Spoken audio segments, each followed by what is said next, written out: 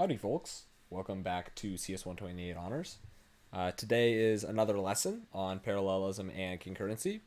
And in specific, we'll be discussing this idea of messaging.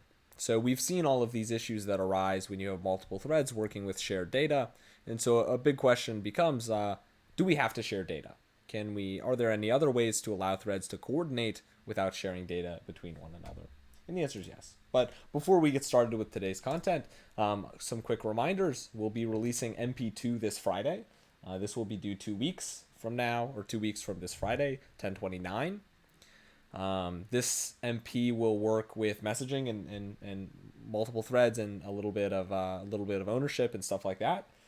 Basically parallelizing some task. So I'm excited for you all to do this. I think it'll be a fun MP. And then directly after this MP is done, actually there will be no more MPs, and I doubt there will be any more homeworks. Instead, what we will do is only have final projects. And so these final projects will encompass the last about 5 weeks of the course. The last, I believe, week or so is actually going to be some discussion on functional programming as kind of projects are being due. We'll release a more in-depth explanation on the logistics of these projects, but basically it's completely up to you what you do. We will come up with some basic boilerplate ideas if you do have trouble, but we encourage people to kind of come up with their own idea. These projects are going to be graded on code-based quality and are you using some of the concepts you learned in class, parallelism, ownership, stuff like this, structs and whatnot. Are you, we really are going to encourage you as well to use other, cargo packages, cargo crates, I should say. And we'll see just a short example at the end of today's lecture where we'll look at a quick example that uses these in a kind of an interesting way. The math majors are going to love the example at the end. If you're not a math major, hopefully you'll love the example at the end. But if you don't, that's okay. After MP2 is final projects. They are going to be groups. We're going to recommend 2 people. A little bit of leeway here and there is okay, but we're really going to recommend groups. And be prepared for some more descriptions on these probably next week. So you'll hear more from us then. So let's start today's discussion on messaging with a quote from the Rust documentation that quotes it from the Go documentation. So I guess originally from the Go documentation. And this quote is, do not communicate by sharing memory. Instead, share memory by communicating. We've seen all of these issues that are arising when we have multiple threads working with shared memory. And in fact, these issues only get more common, more likely when you get more cores. And this is a very common issue when you have maybe supercomputers. I mean, in last Wednesday's lecture, we saw even computers are starting to get something like 64, 128 cores, and you need to worry about conflicts in that case. I mean, it's a serious issue. And so there is an alternative. You don't have to share memory. Sharing memory is fast. It has its pros, but it's not the only option. And in fact, in many modern supercomputers, they use messaging rather than shared memory because it's just not feasible to perform shared memory on such a scale. And in fact, I believe William or Bill Gropp is the creator of a MPI, message passing protocol interface, I believe. And he's actually the director here at NCSA, National Center for Supercomputing Applications, which is right next to Siebel on campus, just east of kind of the ECB Siebel area. So little UIUC representation in the large field of supercomputing and message passing. MPI is actually a extremely sort of important and still state-of-the-art tool for message passing interface, I'm pretty sure. Okay, so what does it mean to pass messages? Rather than sharing memory, each thread is going to have its own data. We're not passing data back and forth really until we absolutely have to. And they're going to communicate across this thing that we'll call a channel. So what is a channel? Channels have transmitters and they have receivers. And channels are closed if either is dropped. And a channel is a thing that is going to connect 2 threads. So say we have the host thread here. And this host thread is going to go spawn some other thread here. And there's many things that this thread could be doing. We really don't know what this program is. Maybe this thread is preloading some data so that it will be quicker to read, getting it from a hard drive into main memory. Maybe this thread is performing some small amount of task. Maybe instead of one thread, there's many threads. And we'll look at an example of that later. But nonetheless, a thread is created. Generally speaking, this host is going to hold on to the receiver, and we will give the thread the transmitter. And this thread will perform some work, and then it will transmit its message back to the host, and the host can continue executing its code depending on what that is. Maybe it is some data that is needed in some algorithm. Maybe the thread has just said, okay, I've completed sort of preloading this data into memory, and the host can go start to utilize it. Maybe it is something completely different. And then a small note, channels are closed if either is dropped. And if we remember this keyword dropped, this Rx and Tx are variables. And we'll see in just a little bit some code examples on these. And we will transfer ownership of this Tx, of the transmitter, to the thread. Great. So let's look at a quick example, a very basic example. Step 1, of course, is going to be our imports. So we will import MPSC, multiple producer, single consumer, or another way you can think about this, the producer is the transmitter, and the consumer is the receiver. We will, of course, import thread because we want to spawn threads. And we will create our channel. So we will have a transmitter and a receiver from the multiple producer, single consumer channel. Of course, in this case, we only have one transmitter and one receiver, so maybe this is sort of like a single producer, single consumer. But we'll see an example with multiple soon. Nonetheless, it's the same type of channel. We will spawn some thread, and we will move any necessary data into this. You learned about move yesterday or Monday with Matt, and so you'll know that this transmitter value is moved, the ownership is moved into the thread, since the thread is going to be using this. And maybe also we are not using it later. So we're transferring ownership of this transmitter to the thread. The thread will create some string, just hi, and it will send the value hi, or the string hi, over the channel to the receiver.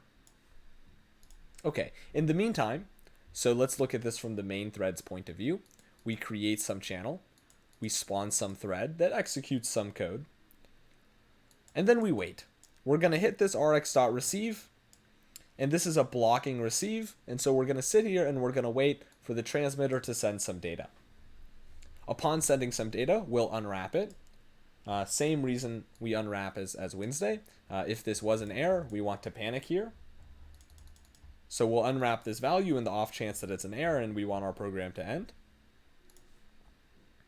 And then we will simply print it out. And of course, this works completely as intended. The main thread will print out or hi. So nothing too surprising here. And I will have a quick note on receive versus try receive.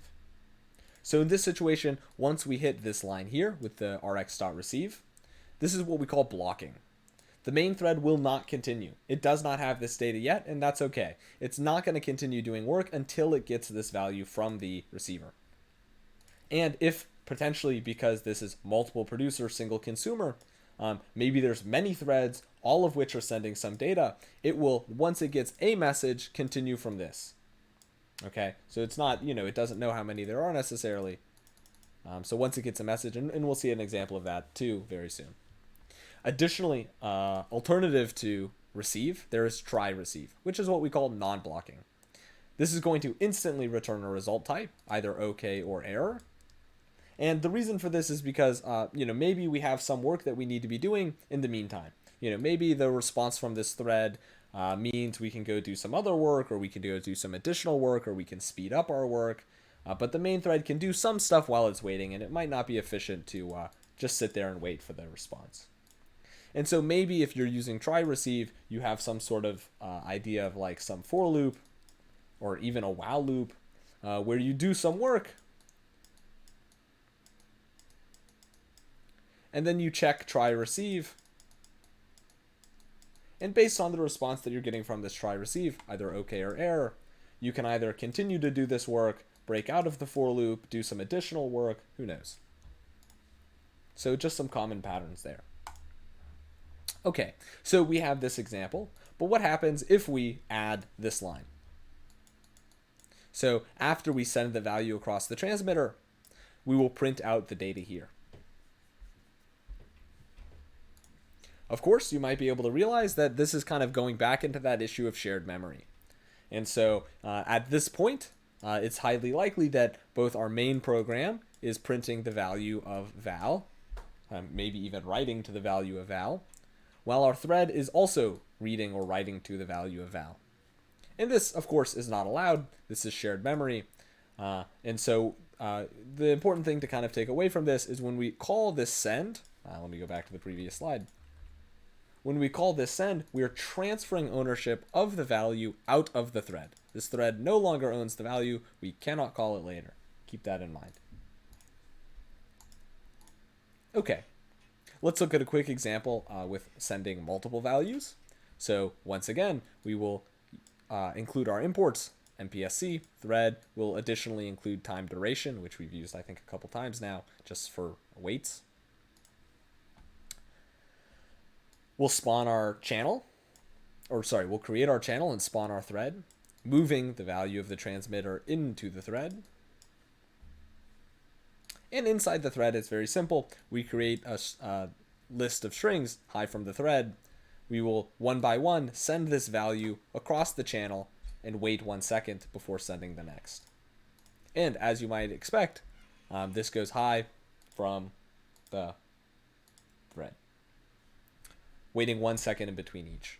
So of course, if we wanted to sort of break down what's happening here, we have basically 4 tx.sends and 4 tx receives, right? And so each time we're trying to iterate over this rx, we're going to be calling the receive, and we're going to be waiting for that value to come.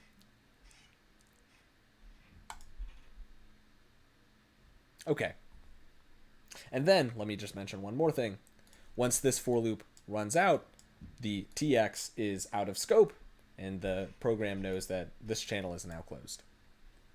Okay, let's look at one more example. I've sort of shortened this one so we don't have the inputs or the function title, but effectively it's the same, simply because I thought that the text would be a little bit too small to read otherwise. Okay, so let txrx equal creating a channel, and now we can sort of explore this idea of multiple producers. So we'll clone our channel. So now we have one consumer that has spawned or will spawn 2 threads.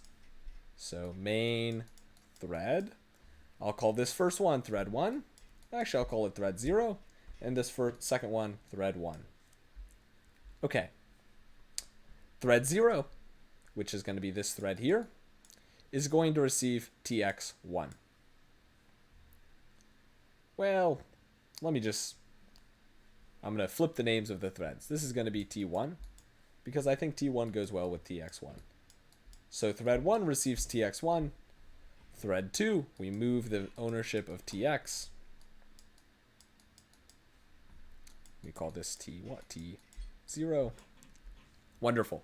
Okay, and so what's happening here? The first thread, once again, high from the thread. We send it, we wait 1 second. This one says more messages for you. We send it, we wait 1 second. And in our main thread, we are iterating over the receiver, which of course there is only one of, and printing out these values as we receive them. I don't have the line-by-line printout here, but as you might be able to imagine, the answer sort of depends on every time you run it. You will receive high from the thread and more messages for you in some order. Very often it will be in the order, high, more, from, messages, the, for, thread, you. But in the off chance that, this thread gets delayed for some operating system scheduling reason that, we can't even begin to predict, maybe you get high from the, more messages, thread, for you, something like this. But at the end of the day, you're going to receive all these messages in, the correct order, albeit maybe interlaced with one another. So we've already sort of gone over the majority of messaging. How do you use messaging with multiple things that you want to send? How do you use messaging with multiple threads? And that's actually the basics. So you've learned the majority of messaging in Rust. And in fact, messaging is a very powerful tool, so I encourage you to use it. There's many things you can use it for, and you'll use it in your MP additionally. Now, I want to give a quick sort of very real world example because I feel like a lot of our discussion has been sort of in this Rust playground where we look at these fun pseudo examples, but maybe this isn't what real Rust is like. And I want to draw a distinction. You're ready. You are all sort of prepared to be able to write Rust at a quite high level. And we're going to look at a quick example of printing out a Julia set. For those of you that do not know, which I don't know, maybe it's a lot of you, I don't actually know how popular these are. I saw a nice Rust snippet where someone was doing this with multiple threads, and I thought I couldn't not include it because it looks very pretty. So the idea behind a Julia set is you have some 2D plane, the real axis and the imaginary axis, and we want to determine basically what is some point on this going to explode out into infinity or not? Okay. And so the way you calculate each point is going to be first the point itself, which is going to be C. And so this point, for example, has coordinates, I don't know, we'll just say 1, 1. And so C is 1, 1. And then Z, oh, my mistake. I'm getting another set confused. Okay, so apologies. This is actually Z. And then C is some constant for a specific set. So we can set C to be whatever we want. We'll see an example of 0.249, 0. And the idea is you're going to essentially say Z of n plus 1 is equal to Z squared plus C. And you're going to keep doing this again and again until eventually Z explodes off into infinity, or essentially it becomes 0. I'm not going to get too deep into the math here. The idea is that at the end of the day, this is either exploding off into infinity or not. And we can look at a quick example. So this is some specific Julia set. If we wanted to calculate the value of this point here, we would have to, for many iterations, just as reference, our C in this case is 0.2499, 0. So for this pixel here, what we're going to do is essentially do the formula Z of n plus 1 is equal to, maybe these pixels coordinates are, I'll just make up some number, 2, -1, 2, -1 squared plus 0.2499, 0. And you just keep doing this again and again and again until, in this case, it reaches 0. And in the case of over here, a colored point, it reaches infinity, basically. Again, I don't want to get too deep into the math. If you don't understand it, that's fine. The really important part that I want you to understand is how this can be applied to threading. Each of these pixels is sort of expensive to calculate. And we have many, many, many, many pixels to calculate. Additionally, just one other thing, because these kind of look pretty, if we change C from 0.2499, 0 to 0.25, 0, this one's actually 0.2631, but the idea remains the same. It instantly becomes very, very different. All of these points in the inner part explode off into infinity, and only actually an infinite number of points will still approach 0, but none of them are connected to one another. And this, ties into fractals and things like that. But in either case, let's actually start looking at the code. Okay, and one other mention that I want to add just right here is, you don't have to understand everything in this. This probably took this person a significant amount of time, or maybe they're just very good at Rust. It took me a significant amount of time to understand it all. But let's look at some stuff. So, of course, step one is importing things. If we think way back when with the cargo.toml file, we know how to download and install packages using the Rust compiler, using Cargo as a package manager. We encourage you to do so when it comes to your final projects. In particular, if some of you are interested in kind of this threading or parallel programming, we'll see this wonderful thread pool, cargo crate. I need to stop calling them packages. Thread pool is a wonderful crate that allows you to kind of spawn many, many, many threads very quickly. Additionally, there's num, which is just nice because it's like NumPy, but for Rust. Other stuff, image, error chain, they just sort of use. Okay, let's look at quick, just some helper functions that they use. They have some definition for error chain, just making sure that if an error occurs in one of the threads, it propagates outwards. We don't really need to know how to use this, or probably even use it at all. They have a short function to convert some wavelength into a RGB value, because when we determine if these values explode off into infinity or not, basically we're getting a single value out. If it's 0, then we want to convert that into sort of a black color, and if it's infinity, we still want it to be colorful in some way because it's nice and fun. So that's all this does, is it converts sort of a single wavelength into a number. Nothing too crazy there. We have the actual Julia function itself. And of course, nothing here is incredibly crazy. We have some complex number, the real part and the imaginary part that we pass in. We have the XY pixel location, the width and the height of the image, and how many iterations we're doing. We scale the X and the Y so that it matches the image coordinates, as you can see in this comment here. And then, as kind of the formula suggested, from 0 to however many times we want to do it, we calculate z squared plus c. And that's it. And then eventually we'll return I, which is this frequency that we found. Essentially, if it's exploding off into infinity or not. Okay, and then additionally there's a color normalization, because it's important to normalize colors so that we can actually see things. And now we get to the actual heart of the program, which is the main function. And we can kind of just take this step by step and really realize that none of this is incredibly complex or difficult. So first, we're using this package we've never used before, but yeah, all of you can hopefully understand what this is doing. We're creating a 1080p image. Currently, that just pretty much has no information in it. We set some variable saying, we want 300 iterations. We'll run this first with 0.25. So remember that is going to make it sort of, oh, I spoiled it. It's going to make it look more like this because we're outside of the Julia sets that converge. Oh, I spoiled it a second time. No peeking. You didn't see that.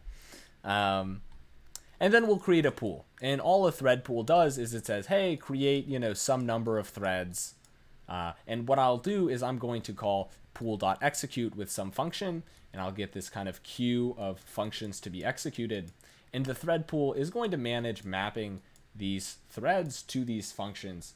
And, eventually this thread will finish and it'll go work on this one. This thread will finish and it'll go work on this one.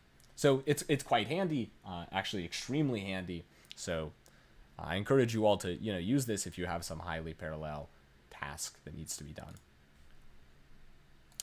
We'll use some other package some other crate called num CPUs just to have one thread for each number of our threads in our CPU. No specific reason why that's optimal or not. It's a nice number to use. It's easy. You could do less, you could do more. And we'll create a channel. This is sort of easy. They have a nice little shorthand for it. But at the end of the day, we're creating an MPSC channel. So nothing too crazy there. We just went over that. And for each height pixel, so for each pixel in the height, each row maybe is a better way to say that, we will clone our transmitter and we will add some function to the pool. And we'll say, hey, I need a thread to calculate this row of data. And we can see that in here. For each column, calculate the Julia, and then send the data back saying, hey, this pixel should be this color. So still, nothing kind of completely complex going on here. We know how to do all of this. Maybe we didn't know thread pool existed a couple minutes ago, but we all understand what's happening. We're saying, hey, here's my queue of functions that I need to be done. And, the only way you know that is by reading documentation. And in each of these functions, each of these threads is going to compute the output for one row.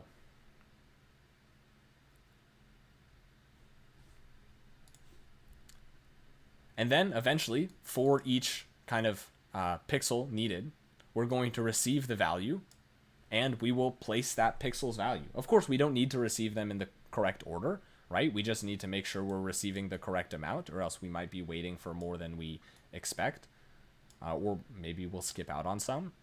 So, you know, we know we're spawning the correct number of threads, and the threads are sending the correct amount of data. So basically, every single time a message is sent across that channel, we will place the pixel on the board, on our image, and go from there. And then finally, we'll save our image and return OK. Nothing too crazy there. Okay, so I just thought this was a super cool example. I know I'm kind of running out of time, but you know, of course, we can run this and we can look at it, and it's quite beautiful. This is with 0.25, I believe, comma 0. I don't know quite how to dissect this other than I know it's correct. And we can run it additionally with 0.49, which I thought I had in here too, but I guess not. But I can run it real quick. So I have the code running here. I'll change this instead to 2.499. Actually, let's look here. So let's do sort of a fun looking point. Let's do like negative 0.3, and we'll add a little y value in there too. Okay, and once again, I have it here. I can run cargo run. The code's exactly the same as what we went over, other than, of course, you just watch me change this one value, which is our C. So we'll let it run for a moment. It's still building. Takes a bit.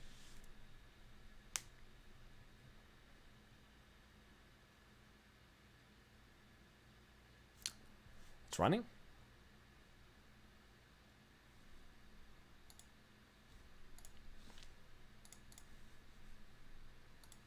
I think. It does take a bit, but know that it is faster thanks to our parallelization. And great. And now we have our value for some other space. And this one looks maybe less exciting than I was expecting it to. But nonetheless, it is sort of unique in its own way and has this nice little fractal pattern.